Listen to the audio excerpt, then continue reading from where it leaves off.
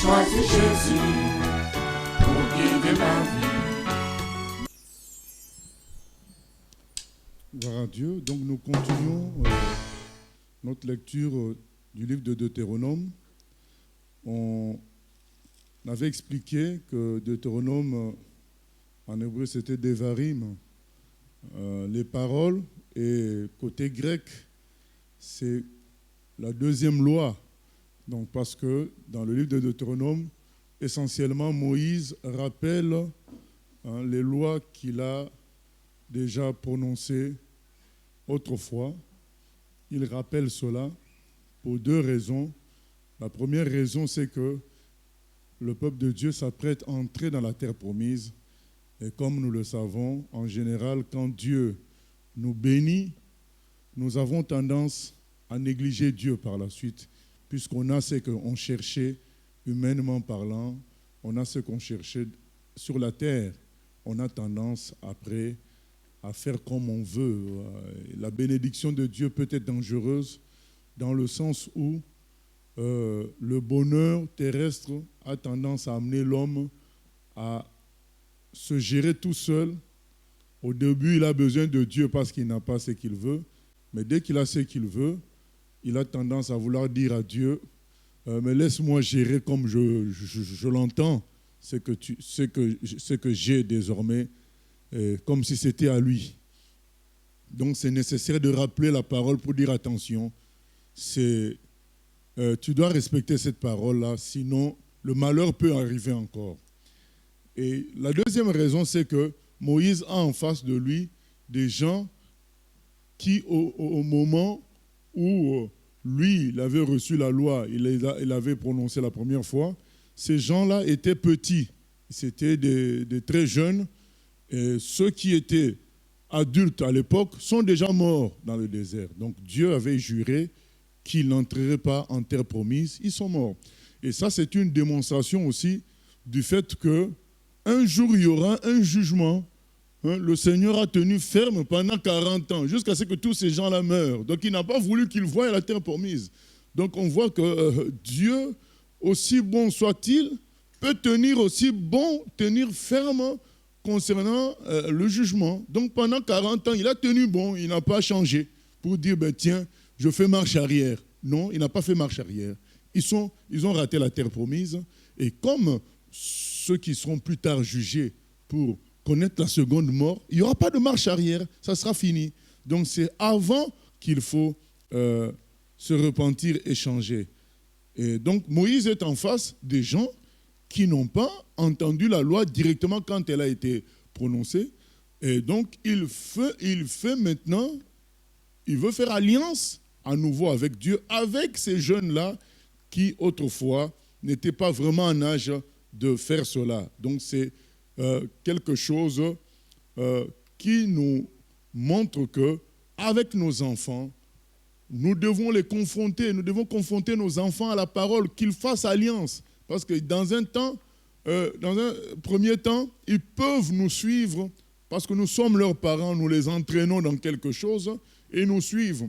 Maintenant, en ce qui concerne Dieu, à un moment de leur âge, il faut qu'on soit suffisamment sage et, je dirais, mature et aussi prêt à souffrir. Il faut qu'on soit suffisamment prêt à souffrir de les voir gérer leur propre avenir avec Dieu. C'est important parce que s'ils ne font pas alliance, et nous suivent comme ça, c'est comme si c'était zéro. Il faut que chacun fasse alliance avec Dieu. Donc, à un moment donné, lorsqu'ils vont revendiquer une certaine liberté, laissons-les. On ne parle pas de la folie des âges de 8 ans, 10 ans, 11 ans ou même 13 ans. On parle d'un certain moment, l'enfant atteint un âge de 16 ans, 17 ans, 18 ans, où il revendique une autonomie de réflexion, une autonomie de pensée. On dit, écoute, tu connais la parole, tu sais ce que ça dit, maintenant tu géreras ta vie avec Dieu, il faut que tu fasses alliance toi-même avec Dieu. Ça va engendrer la souffrance parce que ça peut nous faire connaître des temps de doute, des temps de difficultés vu par rapport à ce que l'enfant peut faire dans ces temps-là, mais au moins, c'est nécessaire pour que l'enfant fasse véritablement alliance avec Dieu. Donc on a vu ça avec le père de l'histoire du fils perdu. Il n'a pas bloqué son enfant. Ce papa-là avait les moyens, hein, je crois, par la force de retenir son enfant avec lui, mais il ne l'a pas fait. Parce qu'il fallait que cet enfant-là entre dans la maturité. La maturité, c'est que tu as une liberté de choix et que tu en fasses usage en pleine conscience. Voilà, donc c'est ce qu'il a désiré, de sorte que quand cet enfant-là est revenu, il était changé. Il n'était plus le même enfant, c'était un enfant sauvé, un enfant sage, un enfant qui allait être fidèle à son père, voilà, jusqu'à sa mort, quoi, un enfant construit. Alors que tant qu'il était chez son père, il ne faisait que murmurer, c'était un petit enfant, un bébé, malgré son âge, qui ne pensait qu'à l'héritage, pensait qu'à s'amuser. Voilà, c'était un bébé. Mais après avoir connu ce qu'il a connu, quand il revient, il est un adulte. Parce qu'il a compris que ce ne sont pas ces pensées de jeunesse qui étaient les bonnes, mais c'était les pensées de son père. Donc maintenant, il le sait et il peut vraiment lui être fidèle désormais. Et c'est ce que ce père-là voulait. Il voulait que son enfant soit vraiment mature dans un travail personnel. Donc, c'est ça, signer l'alliance. Il faut qu'à un moment donné, chacun fasse alliance avec Dieu. Et les épreuves aussi, ça sert à cela. Donc, même quand nous avons en face de nous des adultes qui viennent à l'église pendant un temps, ils peuvent connaître certaines épreuves où on commence à se dire, mais comment Dieu, alors que le frère et la sœur, ils sont fidèles, mais comment Dieu permet telle épreuve? Oui, d'une manière extérieure, on peut trouver des gens fidèles, on peut trouver des gens réguliers, mais Dieu seul connaît les cœurs. Et Dieu peut donc faire passer certaines épreuves à des personnes. Alors nous, on trouve ça injuste, vu leur régularité selon nous, vu leur attachement extérieur à Dieu, alors que Dieu sait que l'attachement n'est pas réel, il n'y a pas une vraie alliance. Il va permettre les épreuves pour que les gens se positionnent. Est-ce que je reste toujours avec Dieu ou je lâche? Et quand ils vont traverser cette épreuve, ça va être des gens ancrés, vraiment bâtis pour maintenant servir Dieu plus loin, plus longtemps et aller plus loin. C'est tout ça. Dieu permettra toujours des moments pour qu'on renouvelle l'alliance ou bien qu'on la signe si on ne l'avait pas vraiment signée. Il permettra ça parce que cette alliance-là redonne la force à notre marche. Donc là, ils veulent aller dans une autre étape. Donc Moïse répète la loi pour renouveler l'alliance avec ces enfants-là qui ont grandi maintenant. Et aussi pour dire, attention, n'oublions pas Dieu, alors que maintenant on va aller dans la terre promise. Souvenons-nous de la loi de Dieu. Donc on était arrivé au verset, du verset 41-43 où Moïse choisit 3 villes de l'autre côté du Jourdain, à l'Orient, afin qu'elles servent de refuge aux meurtriers qui auraient involontairement tué son prochain, sans avoir été auparavant son ennemi, et afin qu'il puisse sauver sa vie en s'enfuyant dans l'une de ces villes. C'était Bethser, dans le désert, dans la plaine, chez les Rubénites, Ramoth en Galade, chez les Gadites, et Golan en Basan, chez les Manassites. Ce passage où Dieu, par Moïse, nomme certaines villes comme villes refuges, montre que notre Dieu pense toujours au salut. Voilà, c'est important pour lui le salut. Ce n'est pas un Dieu méchant. Même s'il est juste, il pense toujours, même s'il peut frapper le méchant, mais il pense toujours au salut de personnes. Donc il pense déjà aux villes refuges. Donc nous continuons, verset 44. Verset 44, Deutéronome 4. C'est ici la loi que présenta Moïse aux enfants d'Israël. Voici les préceptes, les lois et les ordonnances que Moïse prescrivit aux enfants d'Israël après leur sortie d'Égypte. C'était de l'autre côté du Jourdain, dans la vallée, vis-à-vis de Beth-Péor, au pays de Sihon, roi des Amoréens, qui habitait à Hesbon et qui fut battu par Moïse et les enfants d'Israël, après leur sortie d'Égypte. Ils s'emparèrent de son pays et de celui d'Og, roi de Basan. Ces 2 rois des Amoréens étaient de l'autre côté du Jourdain, à l'Orient. Leur territoire s'étendait depuis Aroër sur les bords du torrent de l'Arnon, jusqu'à la montagne de Sion, qui est l'Hermon. Et ils embrassaient toute la plaine de l'autre côté du Jourdain, à l'Orient, jusqu'à la mer de la plaine, au pied de Pisga. Moïse convoqua tout Israël et leur dit, « Écoute, Israël, les lois et les ordonnances que je vous fais entendre aujourd'hui, apprenez-les et mettez-les soigneusement en pratique. L'Éternel, notre Dieu, a traité avec nous une alliance à Horeb. Ce n'est point avec nos pères que l'Éternel a traité cette alliance, c'est avec nous, qui sommes ici aujourd'hui, tous vivants. L'Éternel vous parla face à face sur la montagne, du milieu du feu.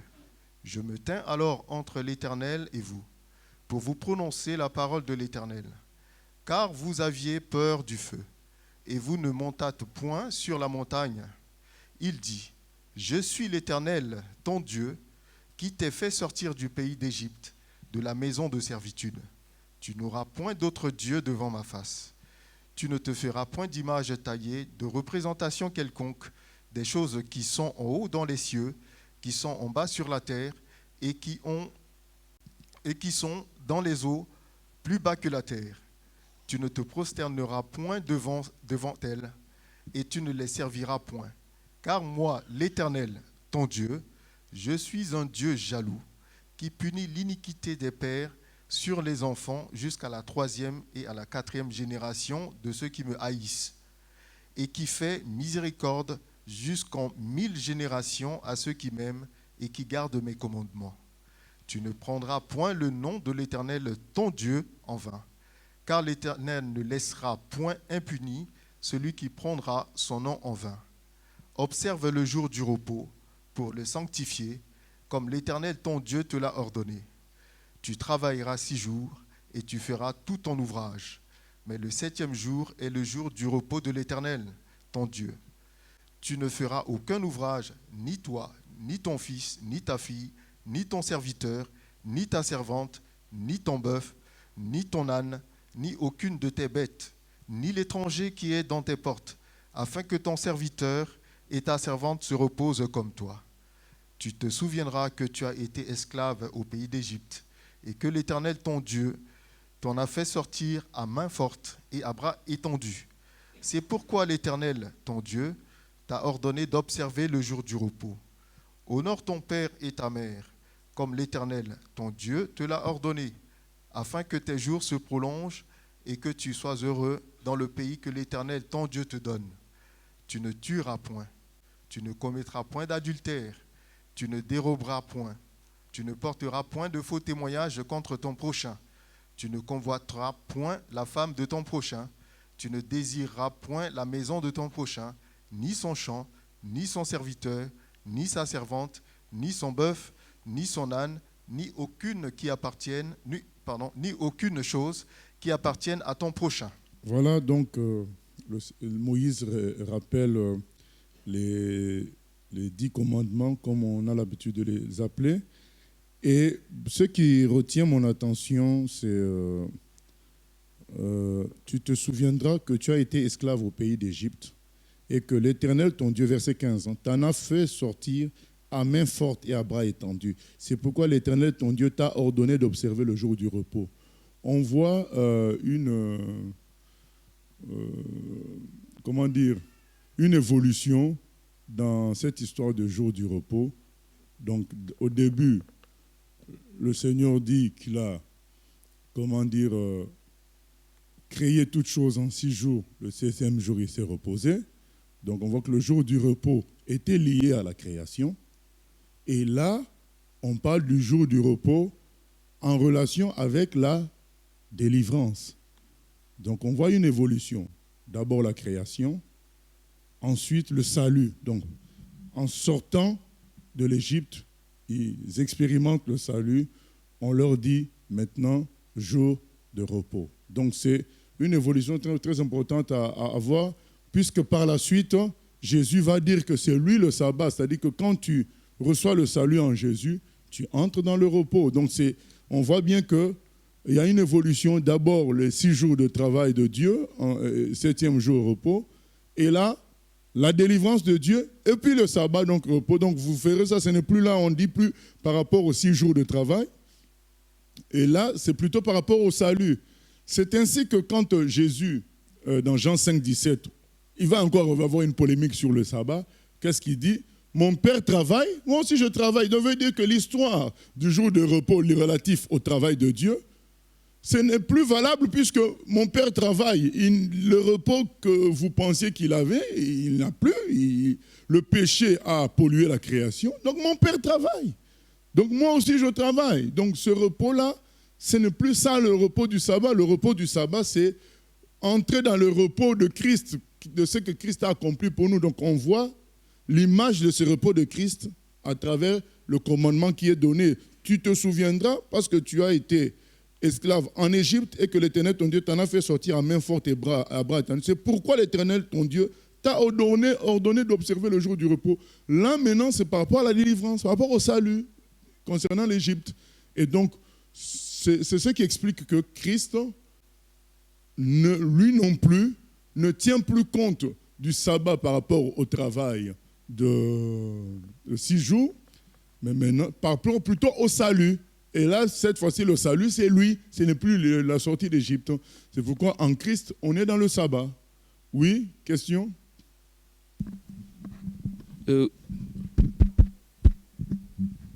Oui.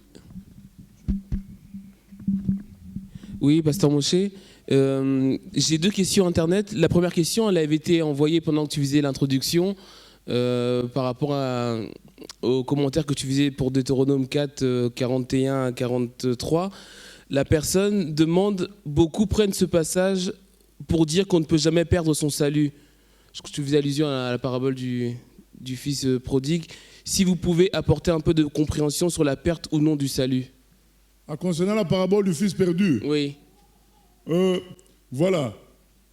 Il fut un temps où nous tombions dans ce piège-là de débattre des choses dont la Bible n'en parle pas.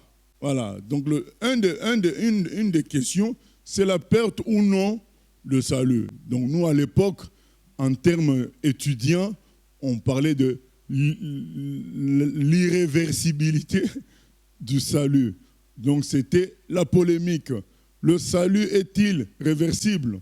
Est-ce qu'on peut perdre le salut?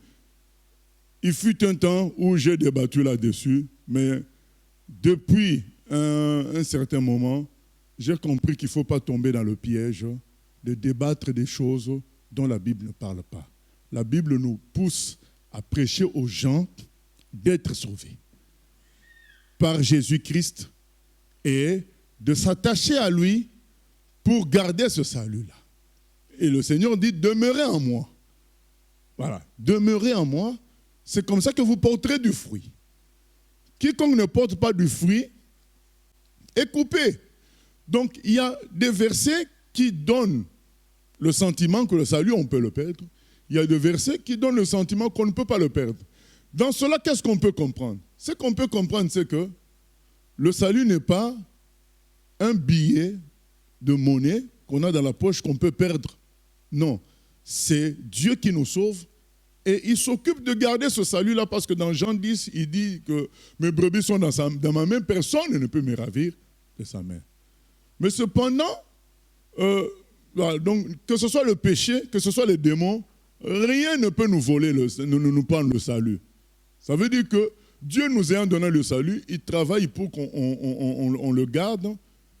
Il y a la repentance quand on pêche et il y a l'action du Saint-Esprit quand on faiblit pour nous réveiller.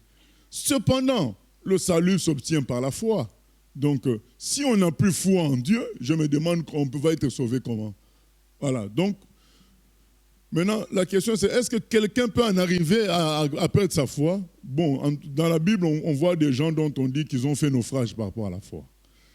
Alors, je ne réponds pas frontalement à cette question en disant oui ou non. Je réponds en donnant tout ce que j'ai donné, le fait qu'il y a beaucoup de versets qui montrent que Dieu, non seulement il nous sauve, mais il s'occupe de garder, de préserver ce salut-là, de sorte que ni le péché, ni les démons, ni les choses de la terre, l'apôtre Paul le dit dans Romains 8, rien ne nous séparera de l'amour de Dieu. Mais toutefois, le salut s'obtient par la foi. Si on n'a pas foi en Dieu, peut-il nous sauver de force? Je dis aussi non, il ne va pas nous sauver par la force. Maintenant, est-ce qu'on peut perdre sa foi? J'ai cité donc le passage où Paul dit, ces gens-là ont fait naufrage par rapport à la foi. Voilà. Que nous puissions insister sur le fait que seul Jésus sauve et le fait qu'un vrai chrétien doit porter les fruits. Si tu ne portes pas de fruits, tu dois te poser des questions sur ton salut et s'il le faut, renouveler ton alliance avec Dieu. Voilà. La deuxième question, c'était une internaute qui souhaitait avoir la précision par rapport au verset « Tu ne prendras pas le nom de l'Éternel, ton Dieu, en vain ». Est-ce que tu peux expliquer? Ça veut dire que nous ne devons pas citer le nom de Dieu avec une sorte de négligence, de routine. Et je dirais, il ne faut pas prier, il ne faut pas parler à Dieu, chanter avec négligence, avec une logique de routine, comme si on était dans des choses humaines. En fait, c'est le thème que nous allons d'ailleurs partager. Le dimanche, on va faire la journée d'action de grâce, donc on va chanter, glorifier Dieu.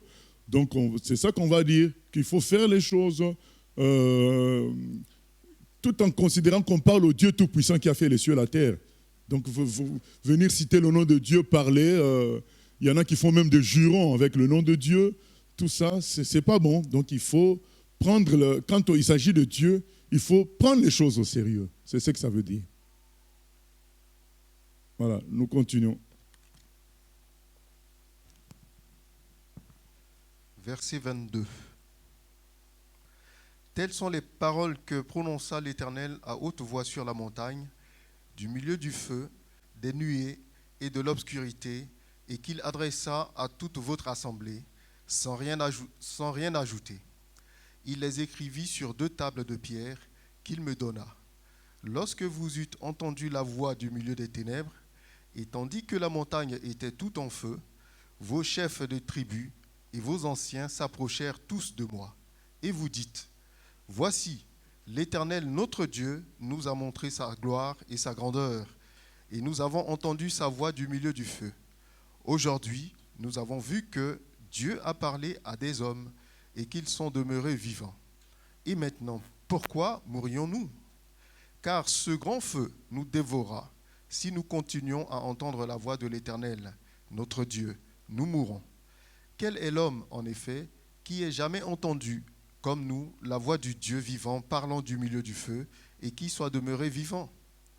Approche, toi, et écoute tout ce que dira l'Éternel, notre Dieu. Tu nous rapporteras toi-même tout ce que te dira l'Éternel, notre Dieu. Nous l'écouterons et nous le ferons.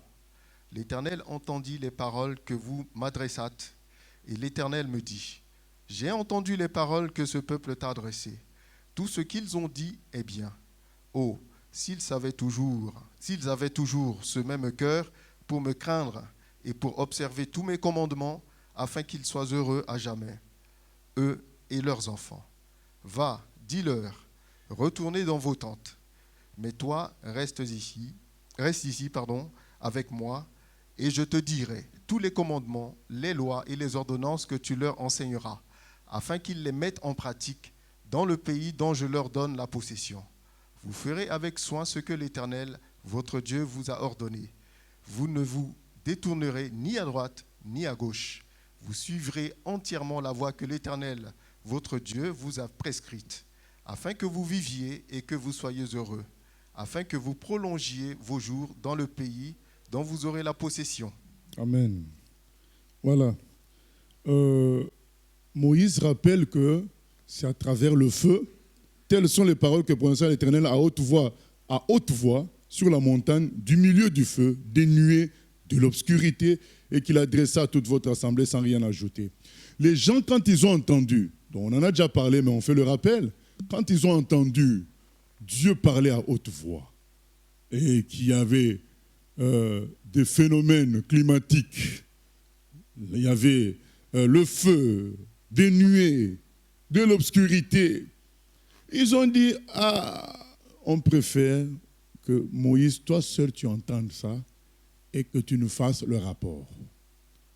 Parce qu'on ne peut pas soutenir une telle pression verbale. Donc toi, tu entends, tu nous fais le rapport. Maintenant, qu'est-ce que Dieu fait? Qu'est-ce que Dieu dit? Ben, ils ont bien pensé. Ils doivent me craindre. Mais maintenant, il dit au verset 29, mais s'ils avaient toujours ce même cœur pour me craindre et pour observer tous mes commandements, afin qu'ils soient heureux à jamais, eux et leurs enfants. Dieu, qu'est-ce qu'il veut dire par là? Il veut dire, mais il n'y a pas de différence entre ce que je dis fortement comme ça et ce qui va être écrit plus tard, qu'ils devront observer. C'est la même loi, c'est le même commandement. Ils ne font que craindre ma puissance, mais le contenu est le même. Vrai ou faux? Que ce soit Dieu qui ait parlé à haute voix, et avec des tremblements de terre, les nuées, et qu'on lise ça comme ça. Est-ce que la loi change? C'est ce que Dieu est en train de dire. Il dit, mais s'ils pouvaient prendre la crainte qu'ils ont aujourd'hui et l'appliquer désormais vis-à-vis de la loi, mais combien leur vie va changer? Combien ils vont être heureux? On n'a pas de justification, bien-aimé. Dieu nous demande aujourd'hui de considérer que quand on lit la Bible, c'est comme quand ces gens-là étaient là face à lui en train de tonner dans le feu, dans la nuée. C'est la même chose. Il dit, mais la crainte que vous appliquez aujourd'hui, parce que vous êtes impressionné par ma puissance, appliquez ça. Lorsque vous lisez, sans qu'il y ait cette puissance-là de visible. C'est comme aujourd'hui, la mode, c'est quoi? La mode, c'est quelqu'un revient des morts, il nous raconte qu'il a visité le ciel et l'enfer. Là, les gens prennent au sérieux. Jésus a dit dans la parabole, s'ils n'écoutent pas, Abraham a dit, s'ils n'écoutent pas Moïse et les prophètes, ils n'écouteront pas même si quelqu'un vient d'entre les morts. En fait, ça t'impressionne au début. Ah, il est ressuscité, il a vu l'enfer, il a vu le paradis. Au début, ça impressionne. Il y en a même qui prennent des décisions. Je retourne à l'église. Mais 2 ou 3 mois après, je retourne au bar. Voilà. Je retourne dans l'atmosphère d'avant. Mais quand on entend, hey, il a vu l'enfer, hey, c'est le cousin d'un tel. On se passe les vidéos sur YouTube. Là, les gens reviennent le dimanche. Mais ça ne tient pas longtemps, 2 ou 3 mois. Allez, retour. Le dimanche, c'est rendez-vous à gauche. C'est Dieu qui nous parle. Il nous dit, si vous craignez ma puissance, vous devrez craindre de la même manière ma parole quand elle est manifestée d'une manière simple. Il dit, combien vous loupez le bonheur parce que vous faites une différence entre moi qui parle fortement et moi qui parle en douceur. En faisant cette différence, vous loupez beaucoup de choses. C'est important. Vraiment là, je dis, Seigneur, vraiment, aide-nous. Là, j'ai envie de prier. Donc, un instant. Seigneur, nous prions que tu nous aides à prendre au sérieux ta parole lorsqu'elle est dite dans la simplicité, comme si elle était dite de la montagne avec des fracas, avec des tremblements de terre, avec ta grande voix qui parle, puisque c'est la même parole. Les phrases ne changent pas. Aide-nous à prendre ta parole au sérieux, au nom de Jésus. Amen. Oui, question.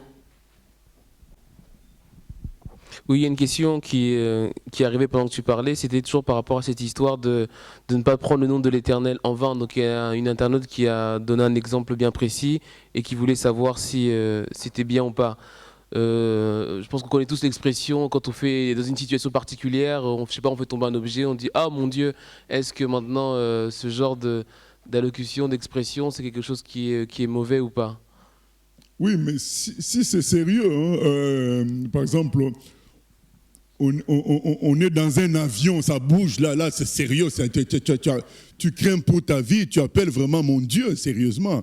Mais si c'est parce que un gâteau est tombé, tu dis, ah mon Dieu, qu'est-ce que...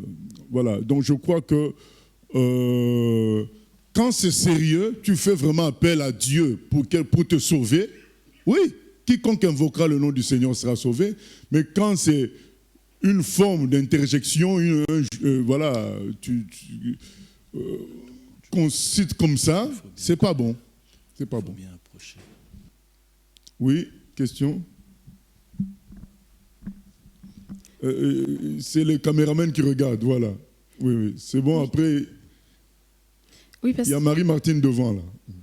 Oui, pasteur, je voulais savoir par rapport à ce que tu as dit sur le fait que l'homme, en fait, l'interrogation que j'avais, c'est est-ce que c'est pas, entre guillemets, dans l'homme, inné en l'homme, le fait de chercher toujours à voir pour croire, comme le cas de Thomas qui voulait voir les marques de Jésus pour être sûr qu'il est ressuscité. Est-ce que c'est pas en nous le fait de chercher toujours à voir de nos yeux pour croire à quelque chose est-ce que voilà. Maintenant, quand on t'a expliqué la bonne manière de faire, prends la bonne manière.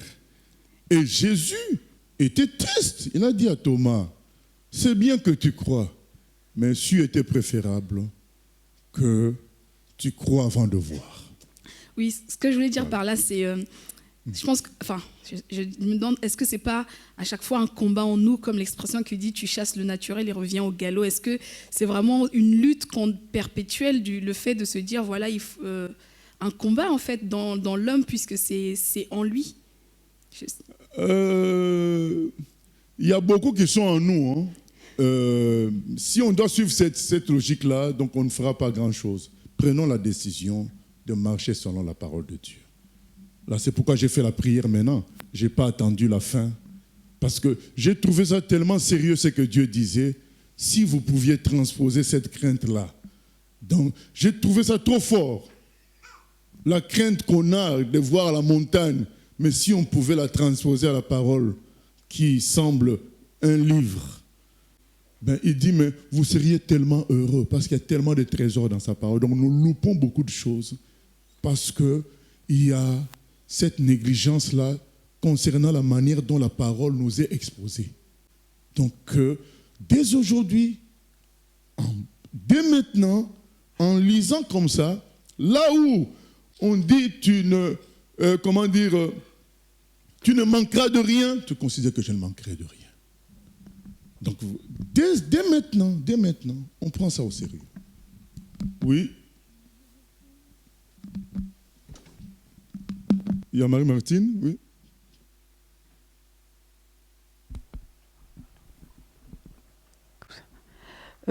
Tu nous as dit tout à l'heure que Dieu pensait au salut avec les villes de refuge. Or, dans les passages précédents qui ont été étudiés, on voit que la ville de refuge n'est que pour ceux qui ont tué involontairement. Mais que ceux qui ont tué volontairement, ils ne pouvaient pas aller dans les villes de refuge parce que de toute façon, le jugement s'appliquait. Ils pouvaient être tués par le vengeur de sang. Donc là, en disant que Dieu il avait déjà prévu le salut, mais qu'est-ce qui se passe pour celui qui va tuer volontairement et puis qui se repent? Qui se repent? Qui se repent d'avoir tué. Oui, ces gens-là sont le symbole du jugement à venir. Et les villes refuges sont les symboles du salut. Chacun est un symbole de quelque chose.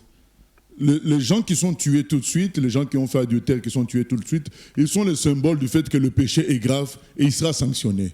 Et les villes refuges sont les symboles que Dieu veut sauver des gens et surtout, il veut sauver les innocents. Voilà, donc il y a aussi, donc il manifeste son côté salutaire à partir concernant les villes refuges, parce que, au fait, il y a beaucoup de choses qu'on voit en Israël qu'on ne voit pas dans les autres peuples.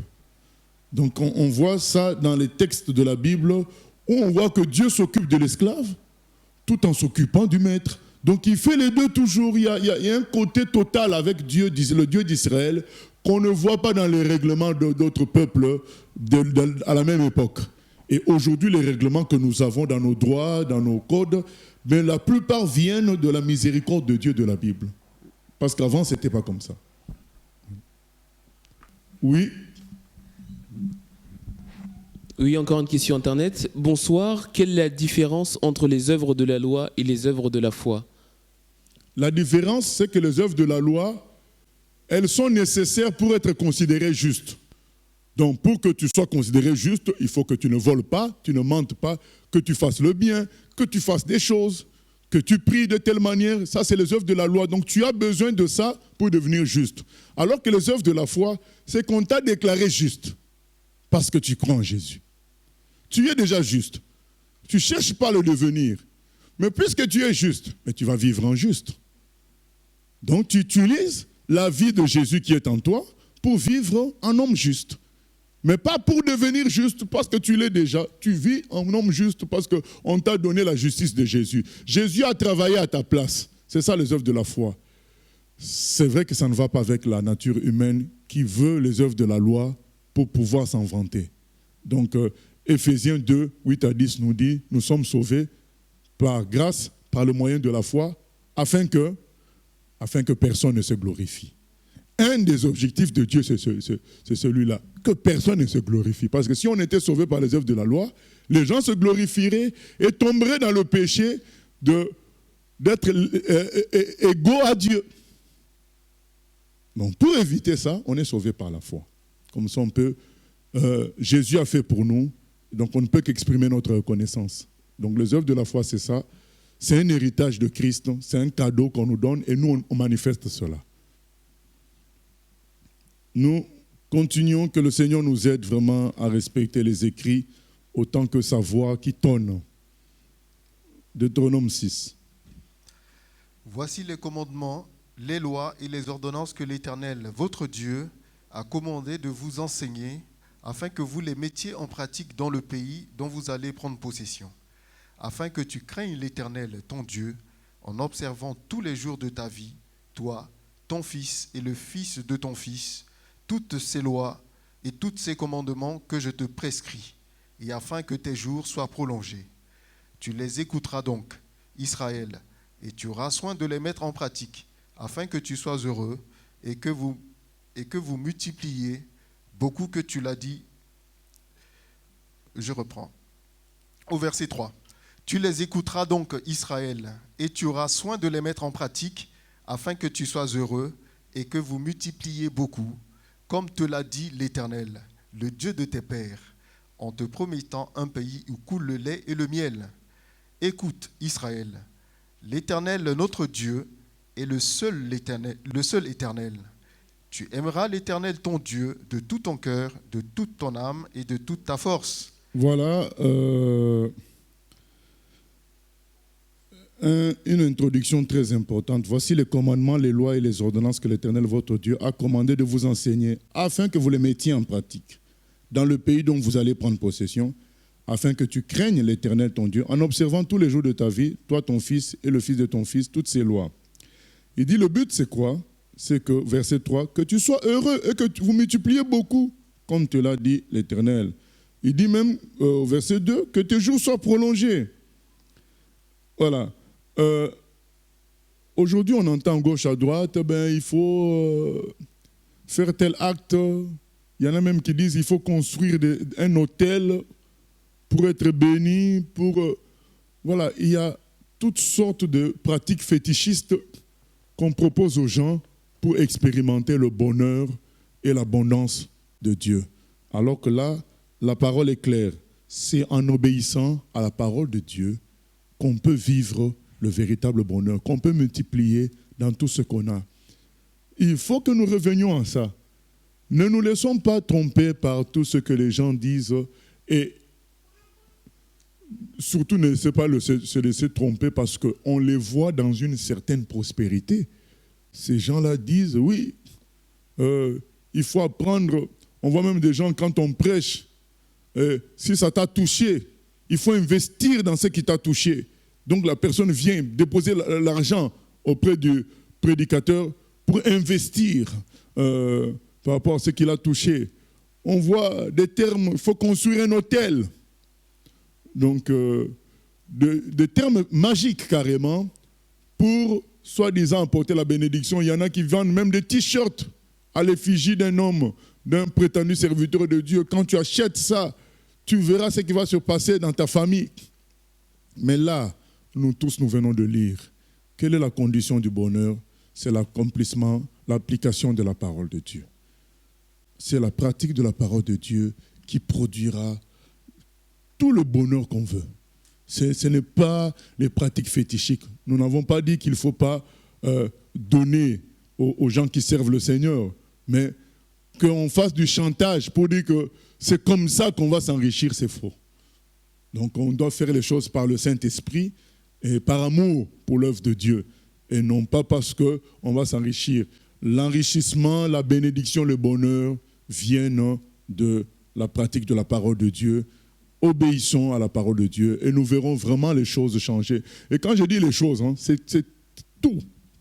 Que ce soit les choses spirituelles, ceux qui recherchent une certaine puissance spirituelle, qu'ils obéissent à la parole de Dieu. Ceux qui recherchent une puissance matérielle, ceux qui ils ont cette attente-là, qu'ils obéissent à la parole de Dieu. Voilà, et ils verront ce que Dieu va faire. Verset 6. Ah non, encore une intervention. Le verset 4, « Écoute Israël, l'Éternel notre Dieu est le seul Israël », c'est une introduction d'une phrase, d'un texte liturgique du culte juif. Alors vous avez le chant qu'on chante, « Shema Adonai, Shema Israël, Adonai Elohim, Adonai Ehad ». Voilà, donc ça vient de Deutéronome 6. C'est l'idée, c'est de montrer que Dieu est unique, il n'y a qu'un seul Dieu. Vous savez, nous sommes dans un contexte où tous les peuples environnants ont plusieurs dieux. Et Israël veut montrer que c'est lui qui adore le Dieu unique. Donc d'où ce morceau de liturgie qui est Deutéronome 6.4, « Écoute Israël, l'Éternel, notre Dieu, est le seul. » Donc il est unique, éternel. Donc c'est le Dieu unique. C'est quelque chose qui est cité dans la liturgie juive. Et puis on arrive au verset 5. Jésus a eu une discussion avec un docteur de la loi qui lui dit « Mais qu'est-ce que je dois faire ?» Il dit, mais qu'est-ce qui est écrit dans la loi? Et donc le docteur dit, tu aimeras Dieu de tout ton cœur, de tout ton âme, de toute ta pensée. Ça, c'est le premier commandement. Et quand on prend les 10 commandements, on ne retrouve pas le verset 5. Le verset 5 vient après. Donc, comme on vient de le voir, ça vient après. Ce n'est pas dans les 10 commandements. Les 10 commandements, le premier verset, oui, tu adoreras l'Éternel seul. Donc, c'est lui que tu aimeras d'abord. C'est Dieu d'abord. Ça, c'est le premier commandement. Et là, il y a ensuite, tu aimeras l'Éternel ton Dieu. C'est ce qu'a cité ce docteur-là, avec Jésus. Tu aimeras l'Éternel ton Dieu de tout ton cœur, de toute ton âme et de toute ta force. Non, ça c'est, tu aimeras l'Éternel ton Dieu. Ah non, on n'est pas encore arrivé à ton prochain, on va y arriver. Donc on commence d'abord, tu aimeras l'Éternel ton Dieu de tout ton cœur, de toute ton âme, de toute ta force. Ça se trouve ici. Mais ce n'est pas exactement comme ça que c'est dit dans les 10 commandements. Exode, dans les 10 commandements, qu'est-ce qui est dit? Je suis l'Éternel ton Dieu qui t'ai fait sortir du pays d'Égypte, de la maison de servitude. Tu n'auras point d'autre Dieu devant ma face. Tu ne te feras point d'image taillée, de représentation quelconque des choses qui sont en haut dans les cieux. Tu ne te prosterneras point devant elles. Et le docteur de la loi a préféré citer le verset qu'on vient de lire. Tu aimeras l'Éternel ton Dieu de tout ton cœur, de toute ton âme et de toute ta force. Il a préféré citer ça. Donc, ça montre quand même que cet homme-là avait eu une bonne compréhension, peut-être parce que Jésus était à côté. Il a eu une bonne compréhension de ce que Dieu attendait. Dieu n'attendait pas un service religieux où on l'adore lui tout seul. Il attendait vraiment que l'homme l'aime de tout son cœur, de toute son âme, que ce soit lui la priorité. Quand il commence le premier commandement par lui, il voulait qu'il soit la priorité dans tout l'être humain. Et c'est ce que beaucoup n'ont pas compris. Ils l'ont servi religieusement sans qu'il soit véritablement leur priorité. Et quand Jésus pose la question au docteur, le docteur, lui, cite plutôt Deutéronome 6.5. Il ne cite pas directement le passage tel qu'il est dans le 10 commandements. Lui, il cite plutôt Deutéronome 6.5. Ce qui prouve que cet homme-là avait eu la bonne compréhension. C'est pourquoi Jésus lui a dit, mais vas-y, pratique cela. Et lui, il dérangeait, il dit, mais qui est mon prochain? Mais Jésus l'avait déjà coincé parce que c'est clairement dit, lui-même a répondu, tu aimeras l'Éternel ton Dieu de tout ton cœur, de toute ton âme et de toute ta force. Donc que Dieu soit ta priorité. Ce n'est pas une question de religion, c'est une question de priorité. Toute ton âme, toute ta force, c'est lui d'abord. Voilà. Nous continuons, verset 6. Ah, il y a une question, oui? Oui, il y a même deux questions. La première question, bonsoir, le verset qui dit « Tu vivras longtemps et heureux », j'ai du mal à le comprendre. On parle bien de l'éternité, pas sur la terre, dans le sens où on est bien mieux là-haut, si vous pouvez m'éclairer. Là, dans le contexte, c'est vraiment les jours sur terre. Hein. Le contexte d'ici, là. D'ailleurs, les Juifs n'avaient pas vraiment une bonne notion d'éternité, de résurrection. Hein. Il y avait même des polémiques, il y avait même des pharisiens, des sadducéens qui ne croyaient pas en la résurrection. Donc, ils n'avaient pas une notion claire concernant la résurrection, concernant l'éternité. C'était plus le Dieu de la terre pour eux. Et donc là, il s'agit vraiment des jours ici sur terre. Et d'un autre côté aussi, on dit que Dieu ne veut pas la mort du méchant. Il veut que le méchant puisse se repentir. Mais quand les gens sont exposés à la parole de Dieu, le méchant dont il est question, quand Dieu ne veut pas la mort du méchant, il veut qu'il se repente, mais c'est des gens qui ne sont pas exposés forcément à la parole de Dieu. Donc Dieu veut encore qu'ils soient. Il leur laisse le temps jusqu'à une vraie exposition pour qu'ils soient sauvés. Mais les gens qui vivent dans un cadre où la loi de Dieu est citée, qui vivent dans un cadre où la logique du respect des aînés, et on en parle, quand ils ne respectent pas ça, beaucoup meurent très tôt. Beaucoup meurent très tôt. On le voit avec les gens qui n'ont pas respecté leurs parents, qui sont partis dans des choses, la mafia, beaucoup de choses. Ils meurent très tôt aussi, hein. C'est une réalité. Donc quand on est exposé à la parole et qu'on fait fi de cela, oui, il y a la malédiction même sur la terre. Deuxième question. La seconde question, c'était est-ce que le fait de construire un autel, c'est biblique? Après, la personne ne précise pas où. Bon, supposons que dans une église ou peut-être à la maison, une personne décide de construire un autel. Est-ce que déjà, nous, on n'a plus besoin du langage autel. Donc, nous, on a ce qu'on appelle pupitre ou chaire, tout ce que vous voulez, c'est-à-dire un meuble pour porter la Bible. Donc, au lieu que je porte avec ma main, ça sert à porter la Bible. C'est une haute table, en quelque sorte. Mais autel, ça veut dire un endroit, un ouvrage sur lequel on fait des sacrifices. Nous, on ne fait plus de sacrifices sanglants, parce que le seul sacrifice sanglant valable, ça a été le sacrifice de Jésus, fait une fois pour toutes. C'est ce que notre frère Paul explique dans Hébreux 9 et Hébreux 10. Il dit que le sacrifice de Jésus, c'est la seule offrande. Hébreux 10, 14, je crois, une fois pour toutes. C'est le sacrifice de Jésus. Les histoires de bâtir des hôtels, ce sont des commandements fétichiques, mais dans le milieu chrétien. On te dit, bâtis tel hôtel, tu veux la délivrance par rapport à telle chose, va bâtir tel hôtel. Et en général, là où ça aboutit à quoi? Ça aboutit à ce que toi tu bâtisses, toi tu vas donner l'argent. Et c'est eux qui vont bâtir à ta place. Donc tu donnes l'argent et eux ils vont bâtir l'hôtel à ta place. C'est ça qui se passe en réalité. Ce ne sont pas des pratiques bibliques, ce sont des pratiques magiques. Nous, on ne doit plus employer le langage hôtel. Lorsque quelqu'un s'avance devant, il s'avance près de l'hôtel. Non, nous, on n'a plus d'hôtel. Donc l'hôtel, c'était quand on faisait des sacrifices d'animaux. Et il y a eu un seul sacrifice valable pour nous les chrétiens, c'est le sacrifice de Jésus. Donc nous, on ne fait plus de sacrifices sanglants. N'utilisons plus le mot hôtel. Ça peut nous ramener à la magie involontairement, inconsciemment. Ok, on peut continuer. Verset 6. Et ces commandements que je te donne aujourd'hui seront dans ton cœur. Tu les inculqueras à tes enfants et tu en parleras quand tu seras dans ta maison, quand tu iras en voyage, quand tu te coucheras et quand tu te lèveras.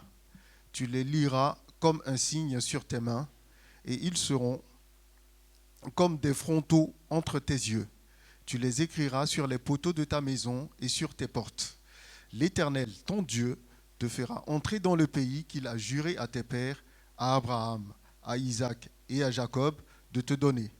Tu posséderas de grandes et bonnes villes que tu n'as point bâties, des maisons qui sont pleines de toutes sortes de biens et que tu n'as point remplies, des citernes creusées que tu n'as point creusées, des vignes et des oliviers que tu n'as point plantés. Lorsque tu mangeras et te rassasieras, garde-toi d'oublier l'Éternel qui t'a fait sortir du pays d'Égypte, de la maison de servitude. Tu craindras l'Éternel, ton Dieu, tu le serviras et tu jureras par son nom. Vous n'irez point après d'autres dieux, d'entre les dieux des peuples qui sont autour de vous, car l'Éternel, ton Dieu, est un Dieu jaloux au milieu de toi. La colère de l'Éternel, ton Dieu, s'enflammerait contre toi et il t'exterminerait de dessus la terre. Vous ne tenterez point l'Éternel, votre Dieu, comme vous l'avez tenté à Massa. Mais vous observerez les commandements de l'Éternel, votre Dieu, ses ordonnances et ses lois, lorsqu'il vous a prescrites. Tu feras ce qui est droit et ce qui est bien aux yeux de l'Éternel, afin que tu sois heureux et que tu entres en possession du pays que l'Éternel a juré à tes pères de te donner. Après qu'il aura chassé tous tes ennemis devant toi, comme l'Éternel l'a dit. Lorsque ton fils te demandera un jour, que signifient ces préceptes, ces lois et ces ordonnances que l'Éternel, notre Dieu, vous a prescrits? Tu diras à ton fils, nous étions esclaves de Pharaon en Égypte, et l'Éternel nous a fait sortir de l'Égypte par sa main puissante. L'Éternel a opéré sous nos yeux des miracles et des prodiges, grands et désastreux, contre l'Égypte, contre Pharaon et contre toute sa maison. Et il nous a fait sortir de là pour nous emmener dans le pays qu'il avait juré à nos pères de nous donner. L'Éternel nous a commandé de mettre en pratique toutes ces lois et de craindre l'Éternel notre Dieu, afin que nous soyons toujours heureux et qu'il nous conserve la vie comme il le fait aujourd'hui. Nous aurons la justice en partage si nous mettons soigneusement en pratique tous ces commandements devant l'Éternel, notre Dieu, comme il nous l'a ordonné. Amen. Voilà, donc le Seigneur rappelle l'importance de retenir sa parole. Il rappelle, c'est extraordinaire comment il insiste. Depuis qu'on a commencé Deutéronome, il insiste sur sa parole. C'est autant extraordinaire, son rappel, que l'égarement des chrétiens, l'égarement des humains. Les deux sont extraordinaires. Dieu insiste tellement sur sa parole que ça n'est extraordinaire.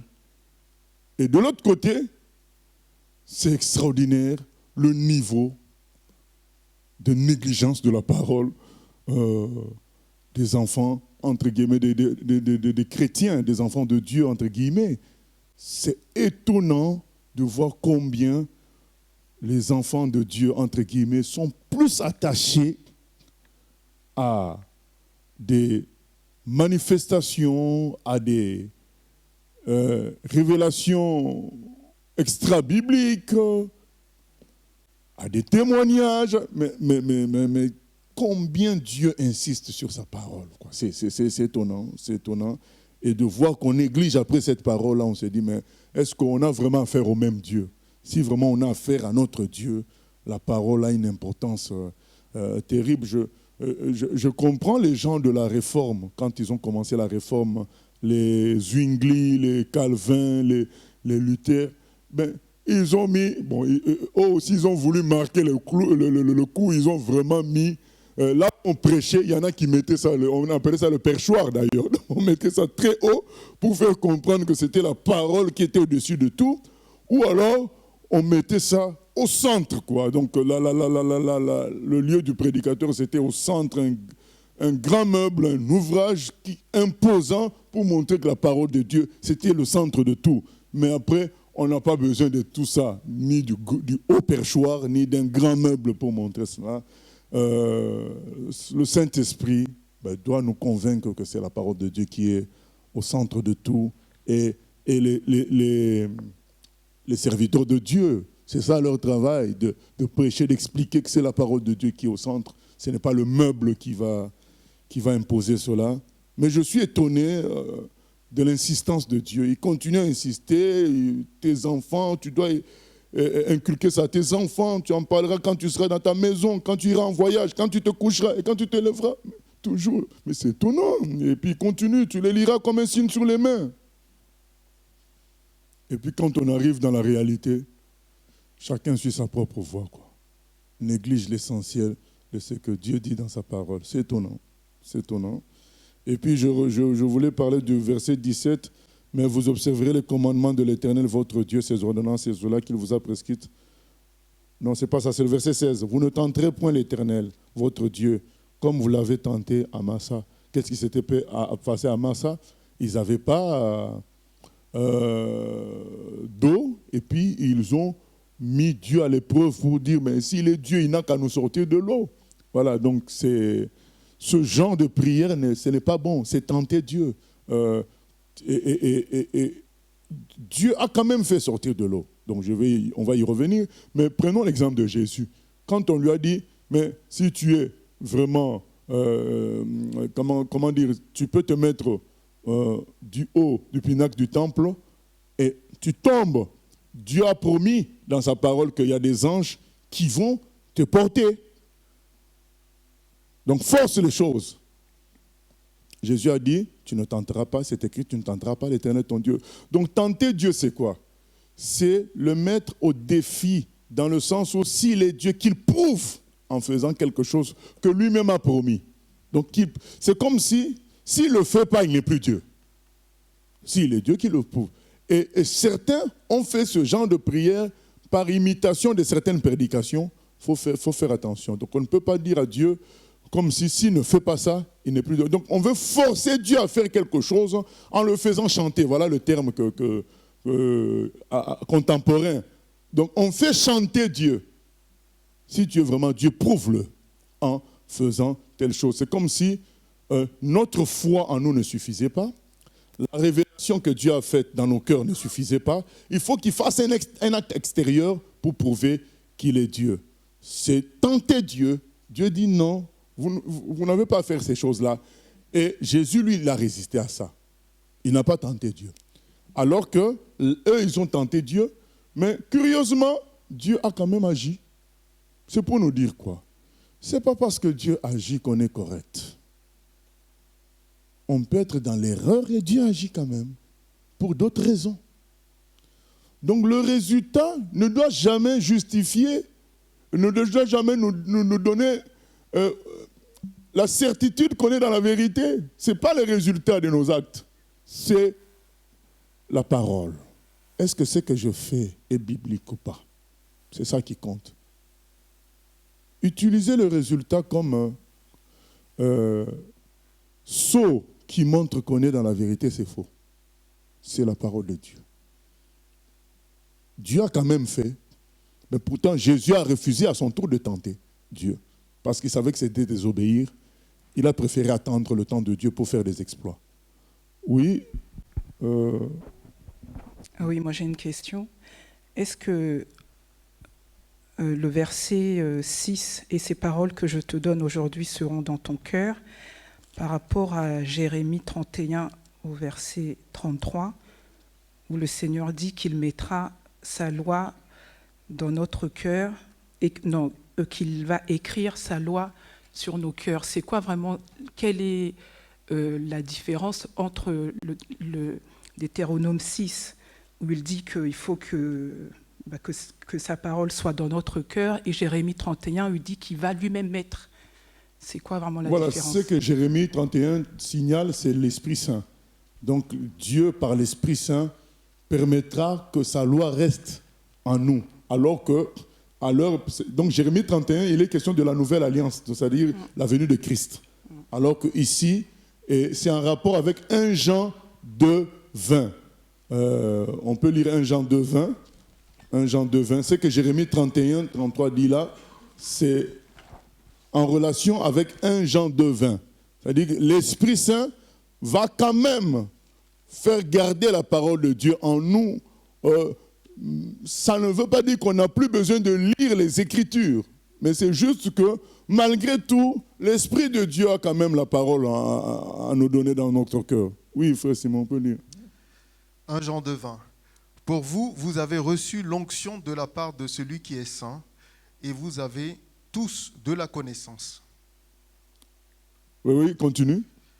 Je vous ai écrit, non que vous ne connaissiez pas la vérité, mais parce que vous la connaissez, et parce qu'aucun mensonge ne vient de la vérité. Ce n'est pas écrit l'onction que vous avez vous enseigne. Je reprends à partir du verset 20. Hein. Oui, peut-être. C'est à 27, hein? 27. Voilà. Pour vous, l'onction que vous avez reçue de lui demeure en vous, et vous n'avez pas besoin qu'on vous enseigne. Mais comme son onction vous enseigne toutes choses, qu'elle est véritable et qu'elle n'est point un mensonge, demeurez en lui selon les enseignements qu'elle vous a donnés. Amen. Donc l'onction, c'est le Saint-Esprit. Donc du moment que nous avons lu les Écritures, le Saint-Esprit travaille à nous maintenir ces enseignements dans le cœur. Du moment que tu les as entendus un jour, le Saint-Esprit travaille à les maintenir. Donc c'est ce que Jérémie dit là, Dieu écrira la loi dans nos cœurs. Donc à partir de Jésus, la loi est dans le cœur. Mais pas pour dire qu'on n'a plus besoin des Écritures. Non, ça veut dire tout simplement par miracle de Dieu, ça sera gardé dans les cœurs quand on lit pour qu'on pratique. Donc il y a maintenant un miracle de Dieu qui intervient par l'action du Saint-Esprit. Alors que là, c'est par un travail de lecture quotidienne, dans Deutéronome 6, travail de lecture quotidienne, qu'on ne néglige pas avec Jésus, mais on dit tout simplement qu'il y a un miracle en plus, c'est l'action du Saint-Esprit qui permet de nous rappeler la parole au bon moment. Voilà. Oui. Qui d'autre a le micro? Oui, je voulais poser la question par rapport au fait de tenter Dieu. Où est la ligne? On fait souvent des prières où on rappelle à Dieu ses promesses, comme, entre guillemets, pour les revendiquer. Par exemple, voilà, que crois et toi et ta famille, vous serez sauvés, ou même les guérisons, toutes les promesses qu'on a. La ligne, c'est que je crois. Mais là, dans la tentation de Jésus, le diable lui cite même les Écritures.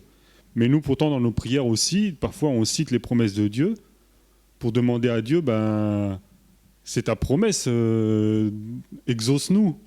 Ah, oui. Où est la ligne, ou à partir de quand on devient... Je vais répondre à deux étapes. C'est que l'exemple que tu cites de Jésus, ce n'est pas une nécessité.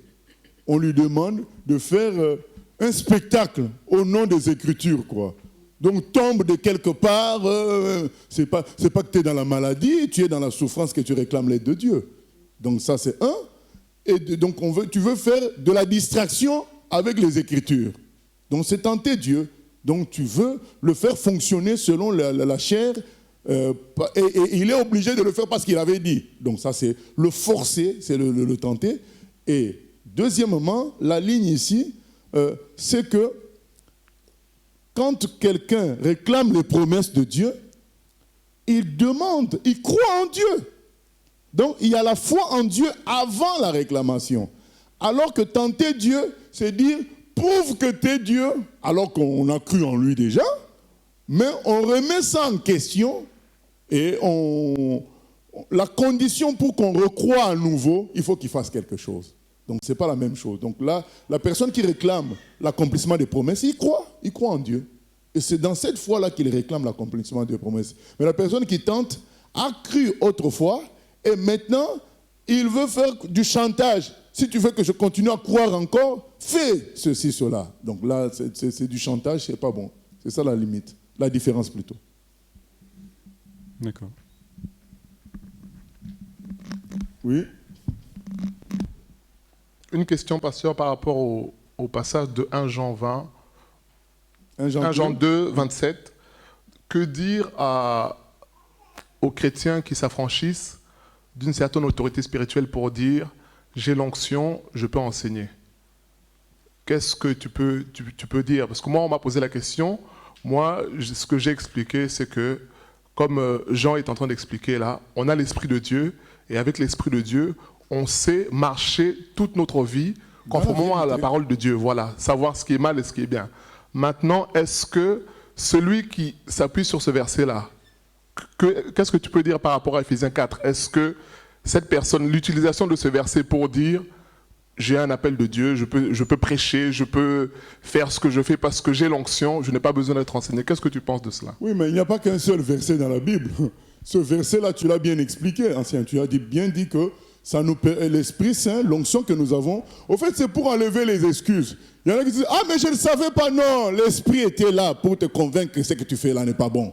Voilà. Donc, l'onction que vous avez vous permet de séparer la lumière des ténèbres. Donc, il ne faut pas faire comme si vous étiez orphelin. Il faut qu'on vous dise à tout moment tout ce que vous avez à faire. L'Esprit Saint vous rappelle, d'ailleurs Jésus l'a dit, l'Esprit Saint vous rappellera ce que je vous ai enseigné. Donc l'Esprit Saint, c'est pas, j'ai pas d'enseignement, et puis non, il nous rappelle ce que le Seigneur veut, et il maintient cela en nous, donc de sorte qu'on n'a pas d'excuses. Donc l'onction que vous avez vous enseigne. Maintenant, mais la Bible ne fait pas fait que d'un seul verset. Jacques nous dit que tout le monde ne peut pas être docteur, tout le monde ne doit pas enseigner. Ça c'est un. Et de deux, Éphésiens 4 est clair, que Dieu a établi des apôtres et des docteurs pour conduire le troupeau de Dieu. Donc, il y en a qui choisissent de camper sur un verset et ils se perdent d'ailleurs, on le voit. Hein. Donc, on a un certain âge, on a vu tous ceux qui font ça, ben, ils ne produisent aucun fruit. Et en général, quand eux-mêmes, ils se retrouvent dans la position de responsabilité, ils sont encore plus durs sur le fait qu'on doit les écouter que quand eux, ils n'étaient pas sur la position de responsabilité. Donc, quand ils ne sont pas dans une position de responsabilité, ils veulent écouter personne.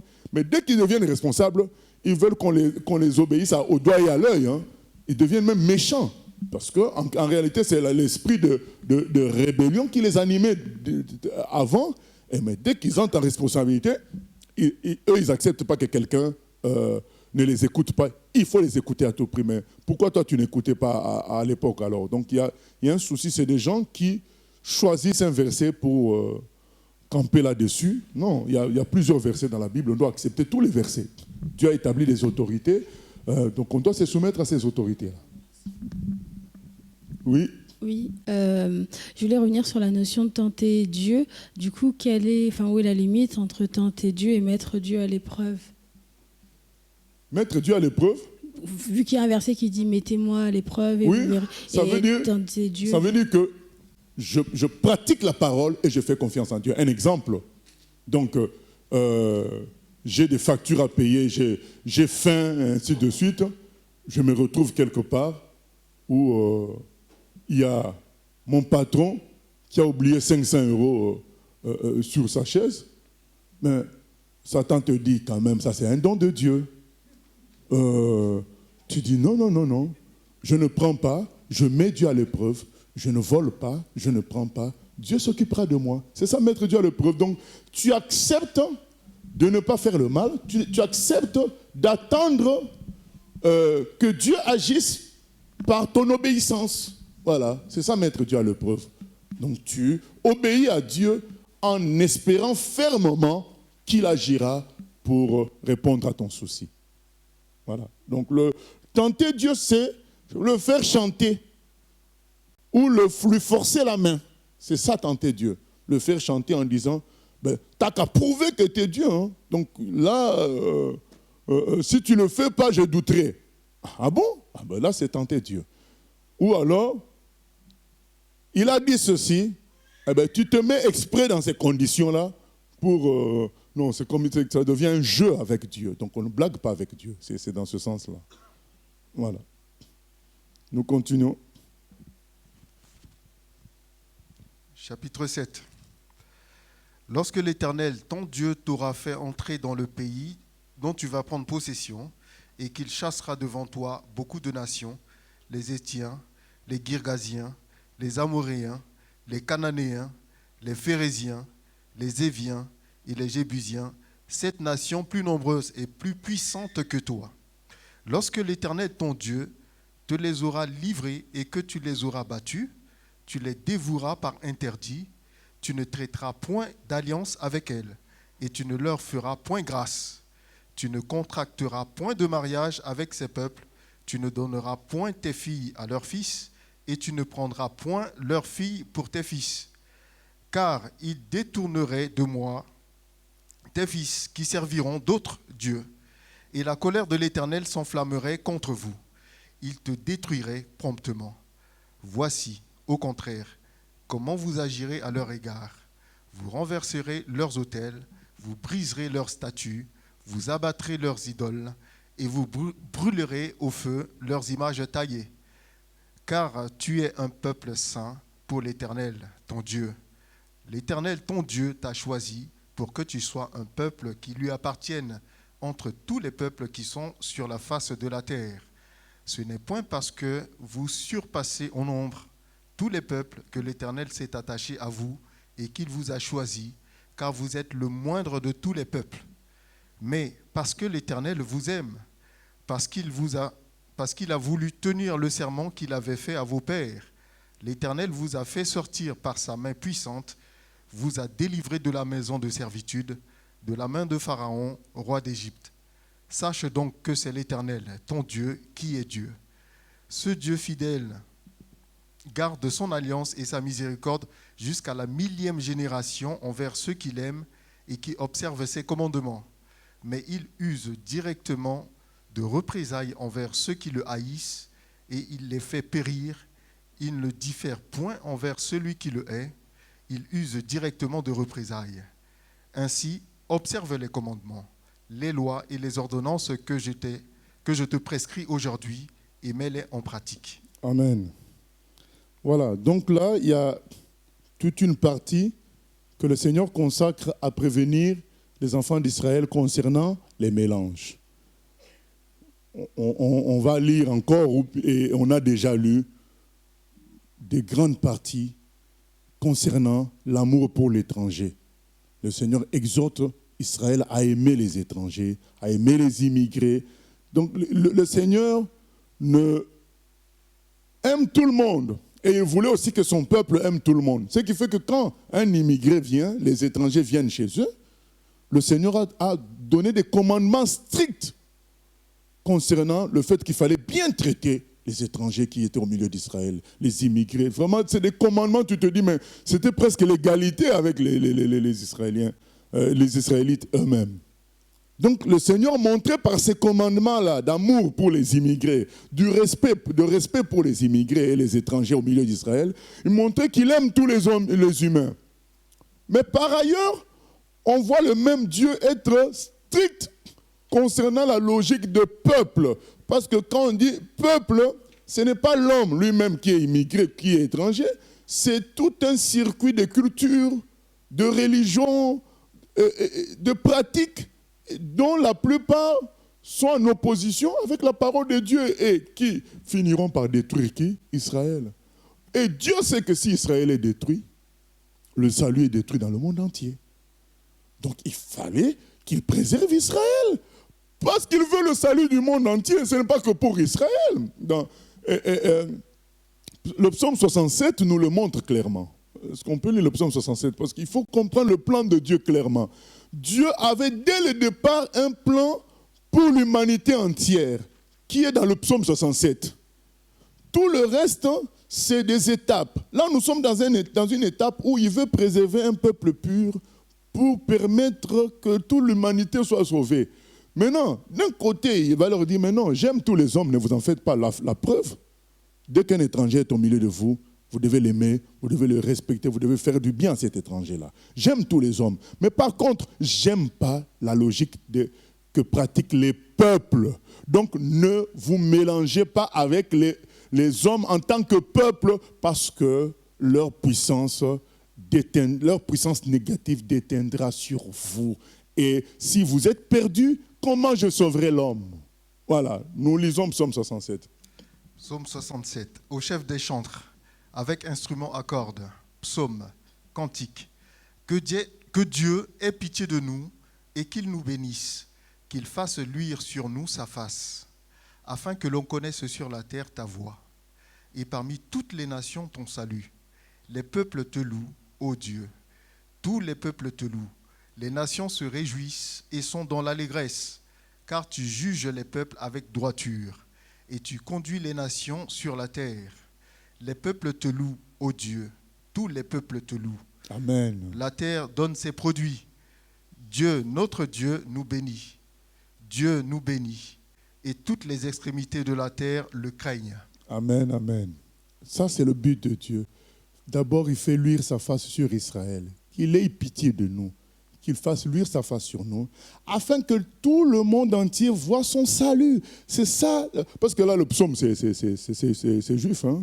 On n'est pas encore dans le Nouveau Testament. Là. Donc, c'est un hébreu qui écrit.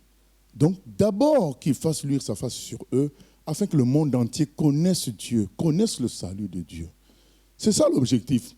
Maintenant, quand Dieu donne ces commandements-là, attention, pas de mélange avec les autres peuples. Ce n'est pas qu'il les aime pas. Ce n'est pas des commandements de désamour. C'est des commandements de préservation. C'est des commandements de salut. Il faut qu'Israël, tu sois pur, car à travers toi, les autres doivent voir mon salut. C'est ça. Je le dis aussi pourquoi. Parce que les gens, quand nous parlons quand nous sommes contre l'écuménisme, contre ces mélanges-là, il y a des gens qui disent, bon, on manque d'amour. Ce n'est pas qu'on manque d'amour. C'est la même logique qu'on est en train de lire de Deutéronome 7.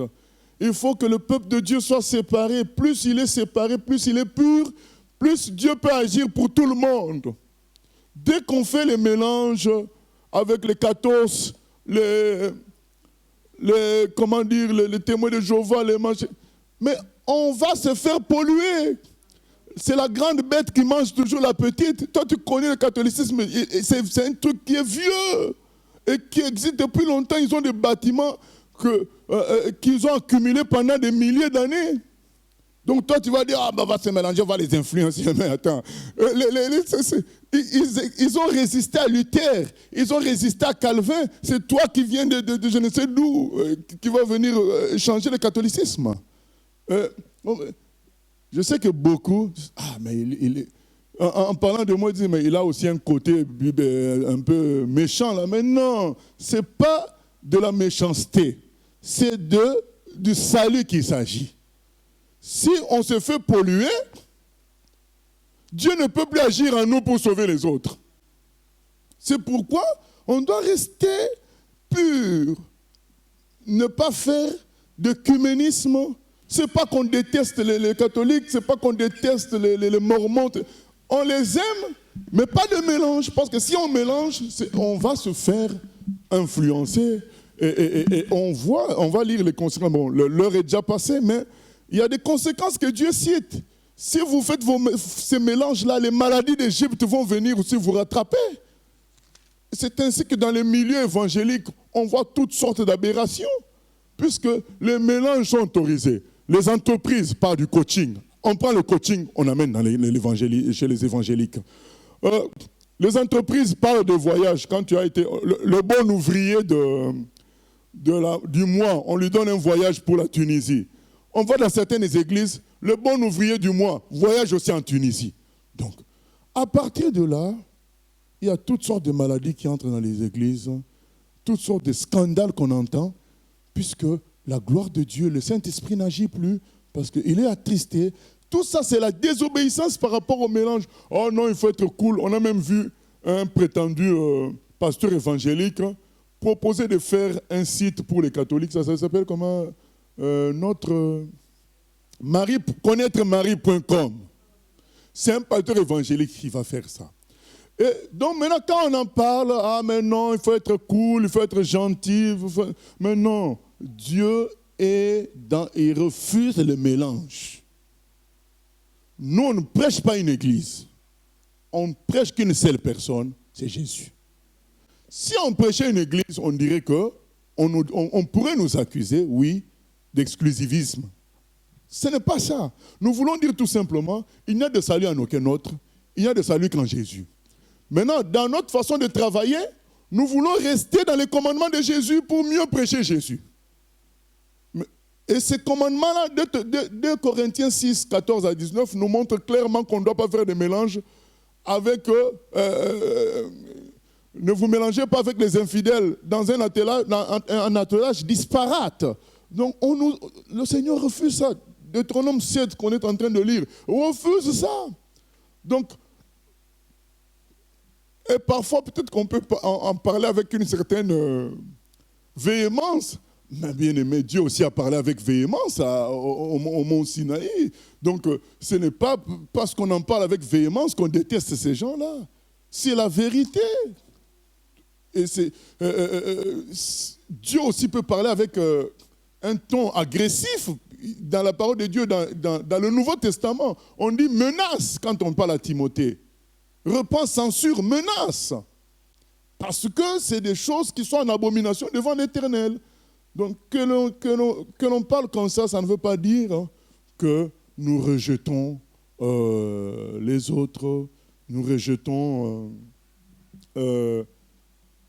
ceux qui ne sont pas évangéliques ou bien... D'ailleurs, nous-mêmes, on n'est pas évangéliques. On est des disciples de Jésus, un point, c'est tout. Voilà, on suit la Bible. On ne rejette personne. Mais on dit tout simplement, on ne peut pas travailler avec quelqu'un qui ne suit pas la saine doctrine, c'est-à-dire la Bible. On ne peut pas travailler ensemble. On peut prier pour la personne, mais on ne travaille pas ensemble.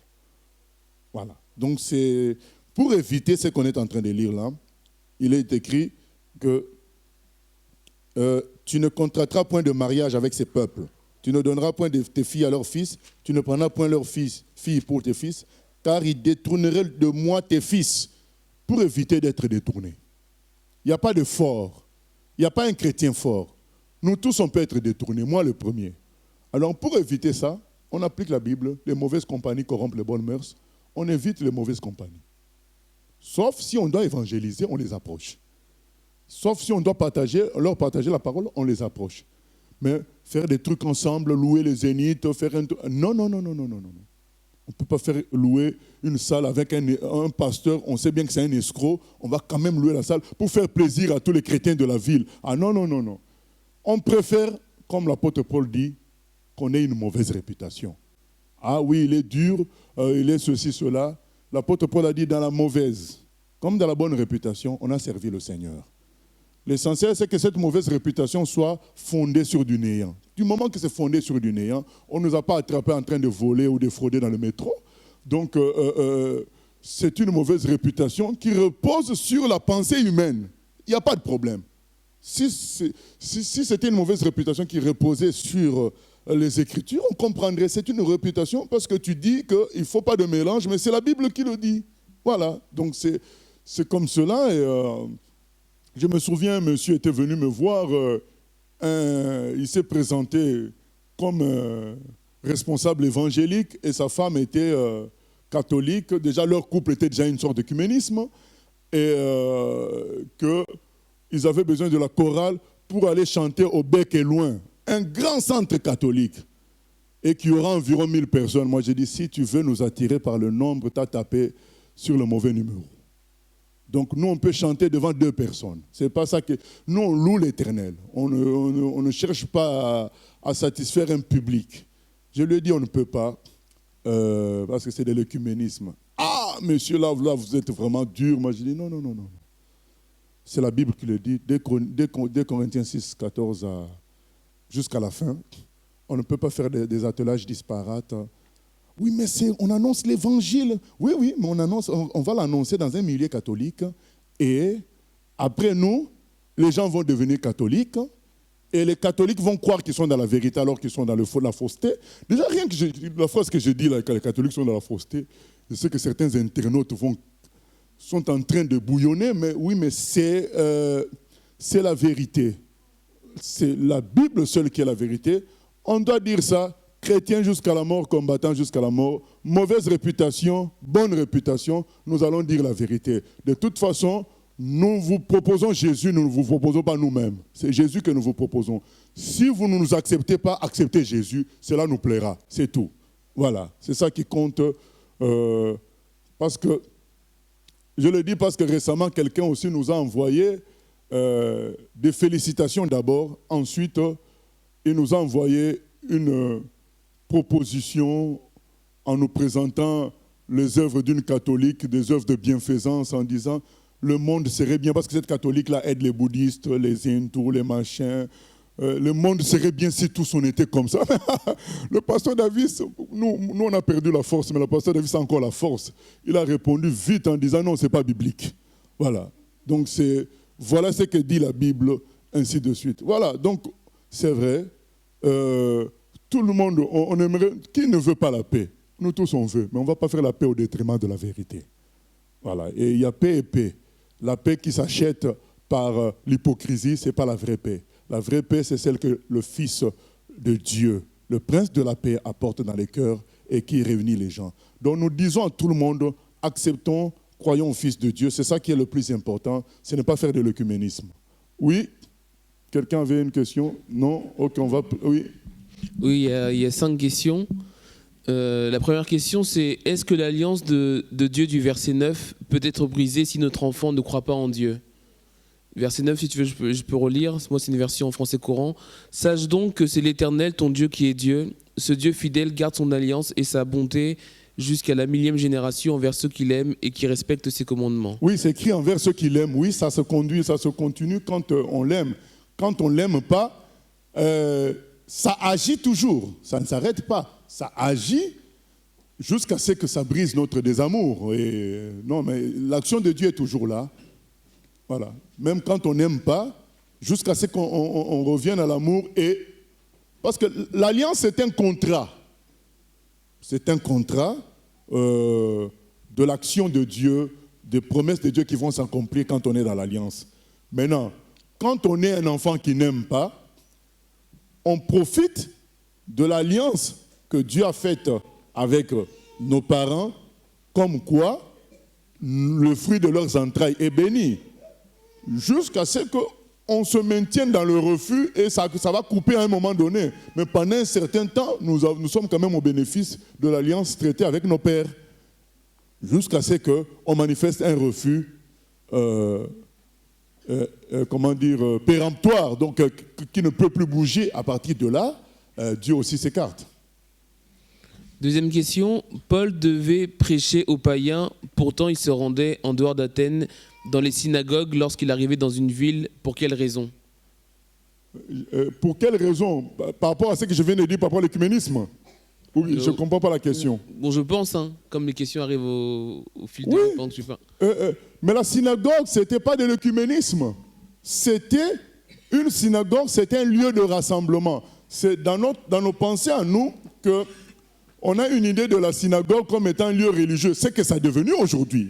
Depuis un certain nombre de siècles, c'est devenu un lieu strictement religieux. Alors qu'à l'époque de Jésus, c'était un lieu de rassemblement et le déroulement des choses était assez libre. La preuve, quand Jésus est arrivé, on lui a donné le rouleau, il a lu. Donc c'était dans une synagogue, on se rassemblait et on lisait les Écritures. Donc que Paul entre dans un endroit où on lit les Écritures, où est le problème? Il n'y a pas de cumul, puisque c'est les Écritures qu'on lit.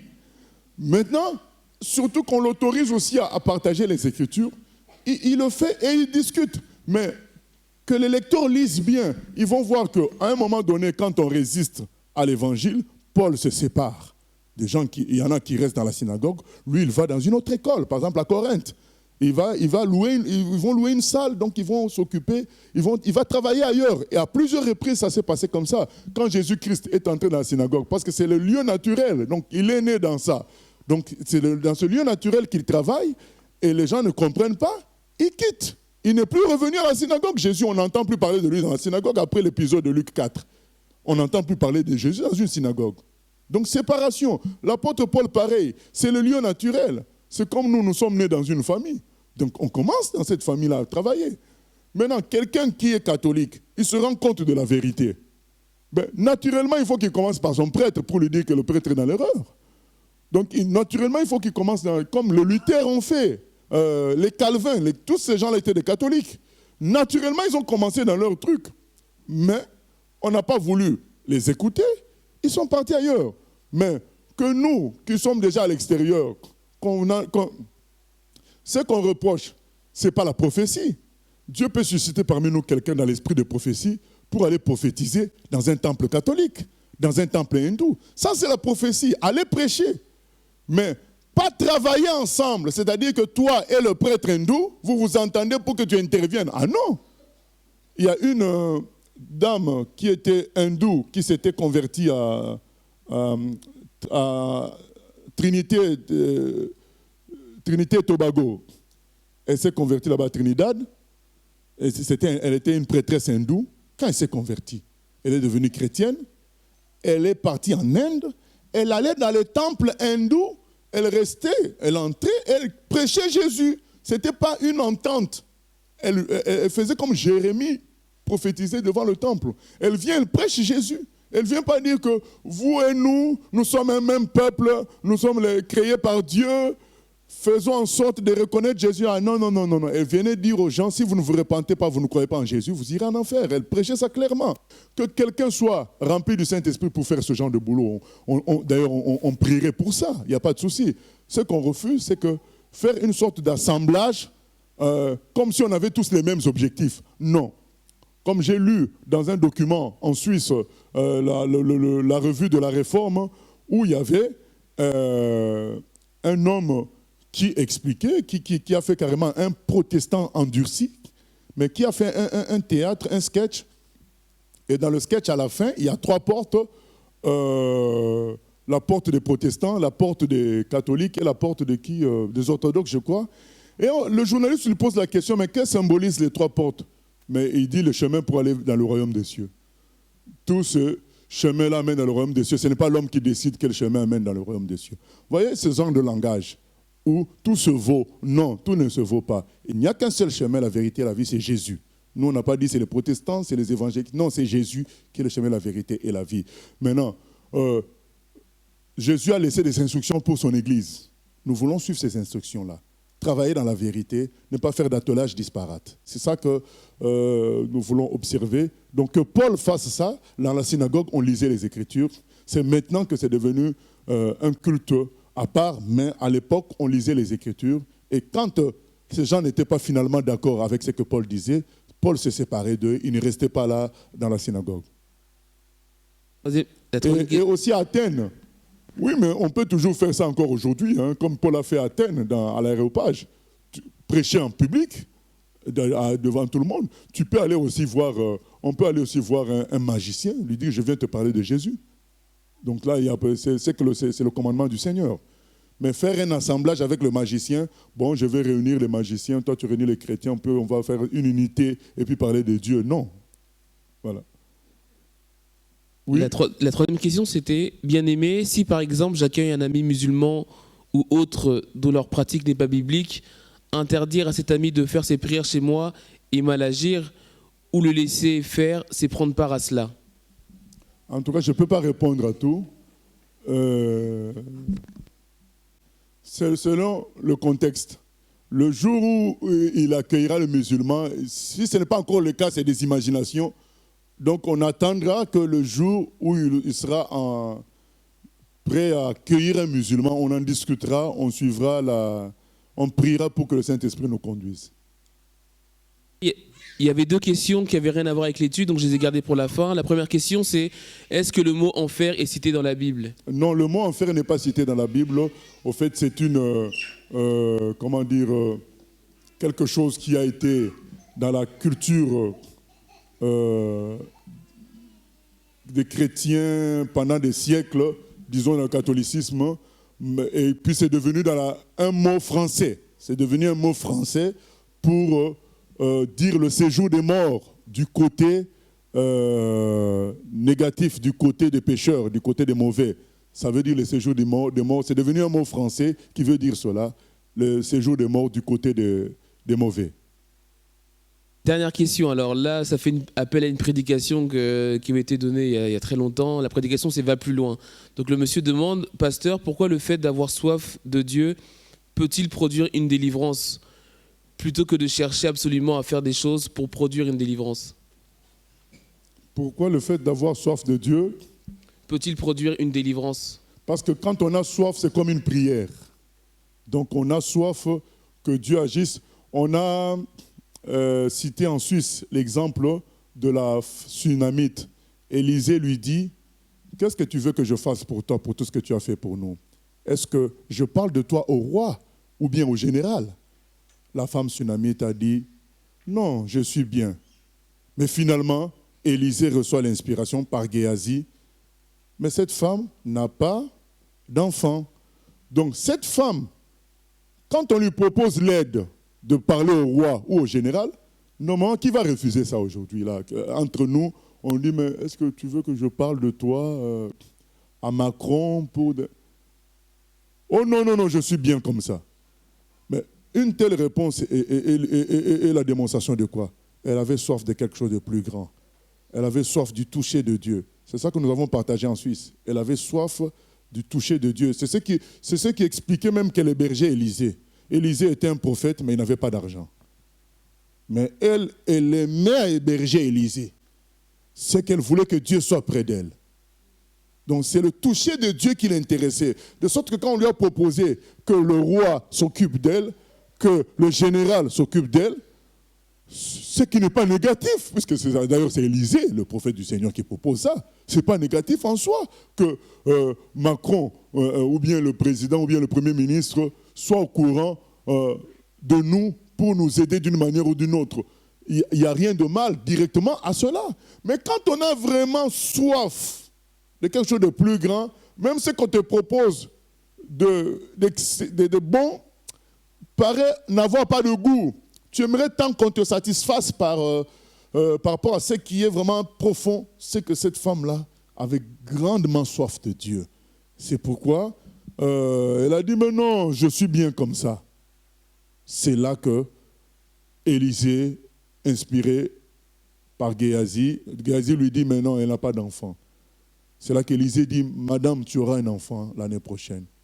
Elle dit, mais non, mais ne me donne pas une promesse vaine. Élisée dit, non, non, tu verras, tu auras un enfant. Et cet enfant-là ne pouvait être donné que par le toucher de Dieu. C'est la grande puissance de Dieu qui pouvait amener cela. Donc cette femme avait soif de Dieu, et Dieu lui a donné un enfant, Dieu l'a délivré. Donc la soif, oui, de Dieu peut apporter la délivrance. Voilà. Ok. Il y a une question qui vient juste d'arriver à l'instant. C'est est-ce que le purgatoire est biblique? Est-ce qu'il existe? Le purgatoire est satanique, donc ce n'est pas biblique. Nous allons lire Hébreux 9, 27. Hébreux 9, 27. C'est-à-dire que les gens voudraient que quand dans des questions comme ça, je réponde, le purgatoire est satanique. Non. Donc il y a quand même aussi une part de véhémence quand on doit dénoncer la fausseté. Donc je ne veux pas dire, ah mais le purgatoire est satanique. Ah non. Donc après, quand je dis le purgatoire est satanique, il a parlé avec... pourtant on croyait qu'il était... Mais non, voilà. Donc c'est comme ça, oui. Hébreux 9, 27. Et comme il est réservé aux hommes de mourir une seule fois, après quoi vient le jugement. Voilà. Il est réservé aux hommes de mourir une seule fois. Après quoi vient le jugement. Le jugement vient tout de suite après la mort. Il n'y a pas de purgatoire. Donc, dès la mort, ta destination est connue et ça ne changera plus. Soit dans le camp de la souffrance éternelle, soit dans le camp du paradis. Jésus a dit au voleur à la croix, aujourd'hui tu seras avec moi au paradis. Donc c'était déjà fixé, il n'y avait pas de purgatoire. Et dans la parabole du riche et de Lazare, dès qu'ils sont morts, il y a un qui est parti dans le sein d'Abraham, l'autre est parti dans l'endroit de souffrance. Et ça ne pouvait plus changer puisque Jésus a dit, Abraham a dit à l'autre, ça ne peut pas changer. La distance qui nous sépare est immense. Personne ne peut franchir cela. Donc ça restera comme ça. Donc le purgatoire est un mensonge pour soutirer l'argent aux gens, puisqu'après, il faut faire des messes, des requiem, et après, il faut acheter les indulgences. Les gens blaguent avec le catholicisme. Mais vous savez que la basilique Saint-Pierre a été construite par les indulgences. Les indulgences, c'était quoi?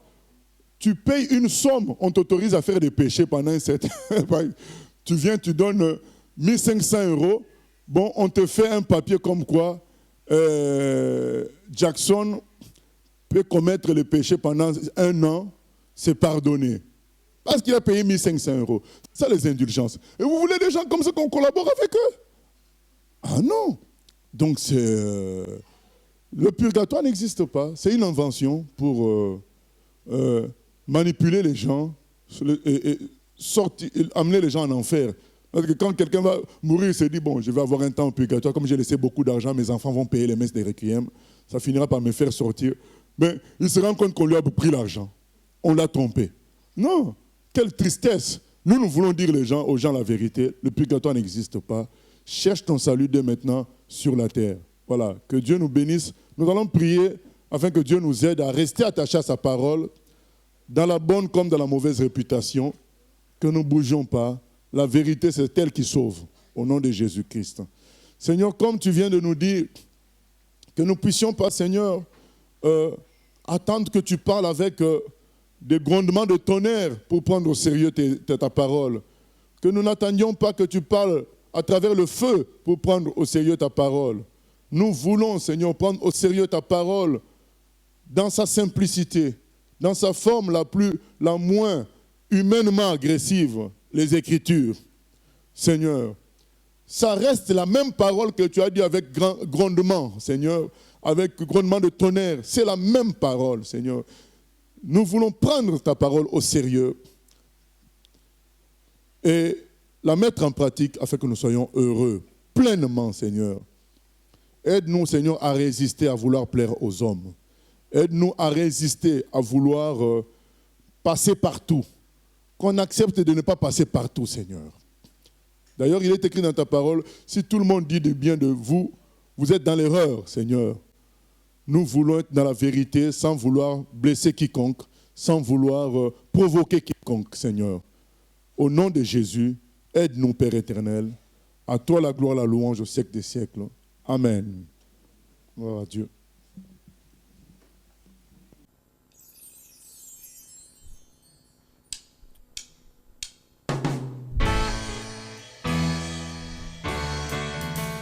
J'ai choisi Jésus pour guider ma vie. Mon bien-aimé Jésus, il est à moi, je suis à lui. J'ai choisi Jésus pour guider ma vie. Mon bien-aimé Jésus, il est à moi, je suis à lui.